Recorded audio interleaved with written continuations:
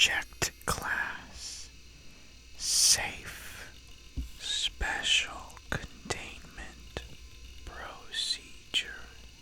SCP-983 is completely safe so long as technicians handling it do so on any day other than their birthday. Should SCP-983 be presented to or handled by any individual on the yearly anniversary of their birth, they should immediately follow the sing-along guidelines contained in Emergency Kit 135R, located next to the door to SCP-983's containment chamber. In the event the targeted individual fails to meet sing-along requirements, their remains are to be disposed of through standard methods. In the event the targeted individual meets the sing-along requirements, the following pieces of data are to be collected: age, color of candy collected, singing accuracy obtained by the best judgment of those present, and the number of verses that passed before acknowledgement by SCP-983. No candy obtained from SCP-983 is to be consumed by any staff without senior staff approved containment procedures in place and written waivers filed and stamped by the consumer. This requirement is waived in the case of Class D candy testing.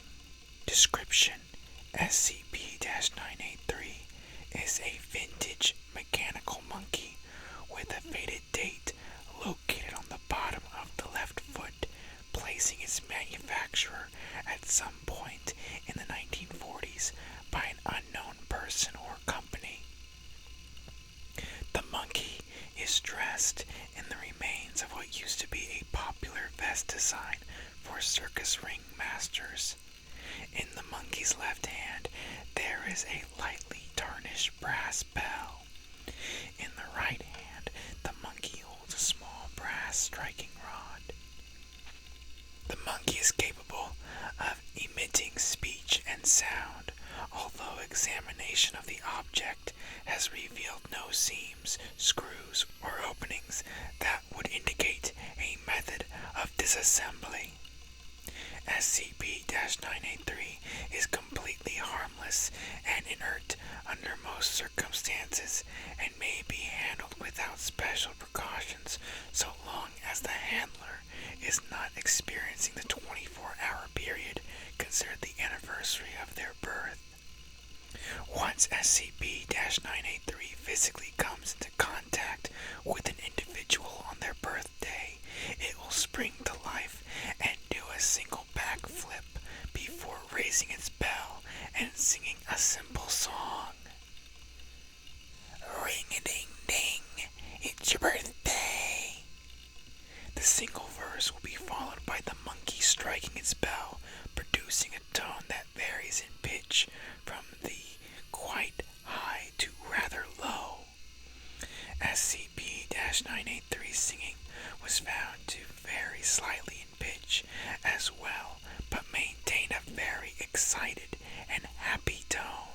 SCP-983 will sing this song once every 3 to 4 seconds, pausing only to ring its bell until the new owner has died or met the sing-along requirements, which as of yet are not completely understood, but are believed to be based in timing the sing-along properly with SCP-983. Each verse sung by SCP-983 appears to age the owner of the item by what is estimated at 1 year. By singing along with SCP-983, the owner may deactivate the monkey, which once done successfully results in a triumphant declaration of birthday from SCP-983, at which time it will ring its bell once and produce a single gumdrop style candy from the bell. The approach of singing along with SCP-983 has a direct impact on the color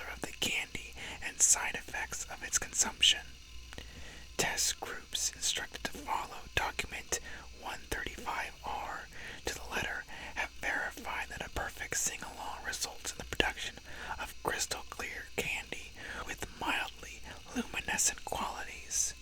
A near perfect sing-along produces the same candy minus the luminescence.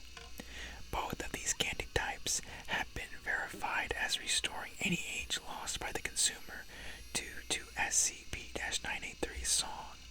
However, the luminescent candy may also grant additional time and youth, though as of yet, this theory is unproven due to the low production rate of this candy. Due to the inconsistencies in attitude, tone, behavior, and approach when trying to match SCP-983's song, a wide variety of candies have been produced. Under absolutely no circumstances are black candies allowed to be consumed, although other colors may be consumed pending prior approval and containment arrangements. SCP-983's first activation. SCP-983 was purchased from a local flea market intended as a gift for a monkey admirer as a joke. The seller of the monkey warned the purchaser that it was to be seen and never touched by anyone on the day of their birth, but was unable to give exact reasons why, stating it was a warning passed to them that was well observed and may have been gypsy legend or some other bull. Upon the birthday of SCP-983's intended new owner, the gift was unwrapped and the monkey handled, at which point it sprang into song. Staff attending the birthday party of their co-worker were amused, as was the recipient at first. However, witnesses state that the recipient became more and more agitated the longer the monkey sang.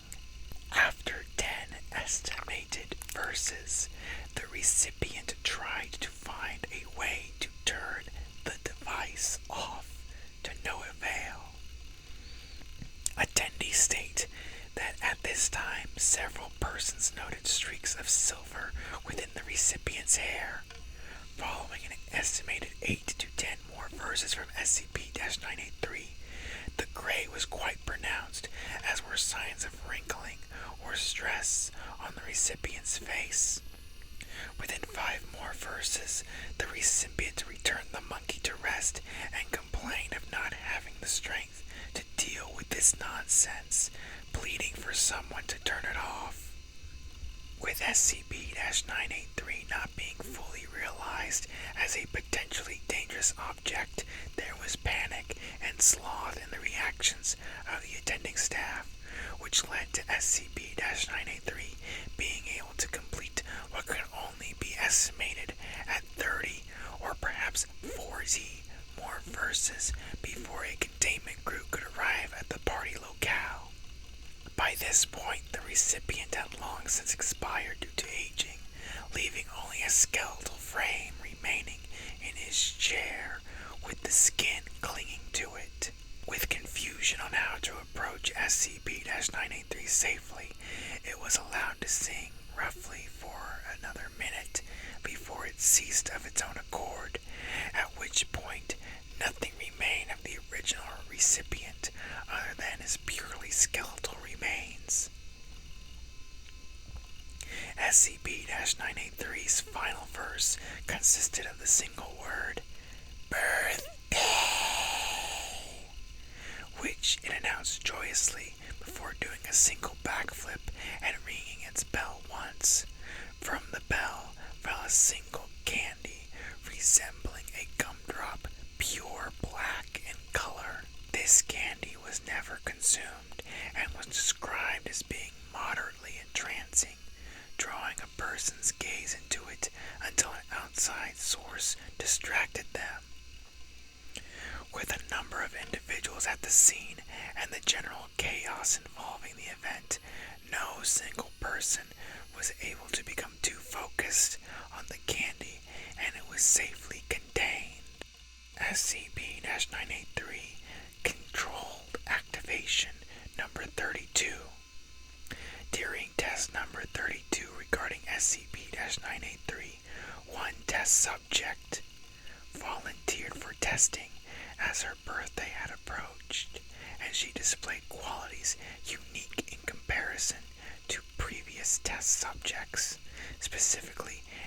exceptionally upbeat and excited approach to her birthday, is referred to as the subject for the remainder of this test.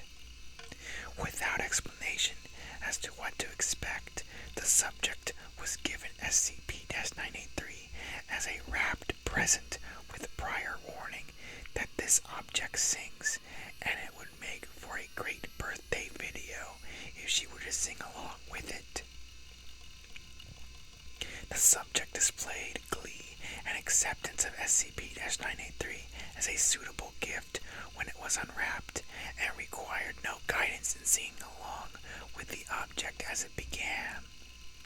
The subject went above and beyond the singing requirements, missing only the first verse to get the words and picking up immediately at the second, then continuing for a total of 45 verses, for a total of 46 completed.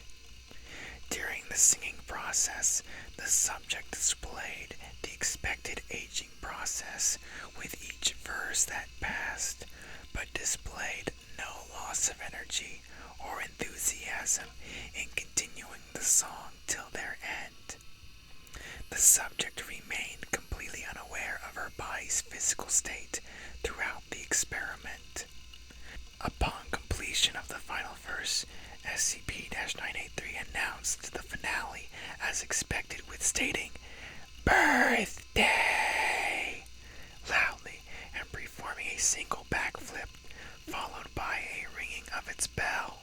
The candy produced from the bell was recorded as being a vibrant white color with vaguely luminescent properties.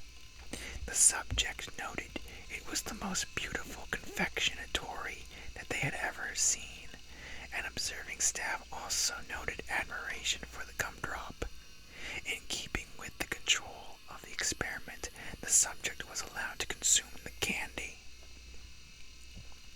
Upon finishing the candy and following a 1-hour period of monitoring, there was no indication that any side effect occurred from the consumption. With the experiment about to be declared finished, the subject asked to leave and was excused from the testing area, at which point she exploded with a blinding light that damaged the cameras monitoring the experiment and left all attendees blind for 5 minutes following the burst. Assisting personnel who rushed to the scene described a faint, lingering light that remained for at least 2 minutes in the place where the subject stood before it faded out. The subject has not been located since the experiment, and unusually high electromagnetic activity has been noted within the area that was used for testing. Replacement of light fixtures within this area has also risen approximately 70% from the norm throughout other areas of the facility. However, no decrease in lighting has been reported in any area affected by this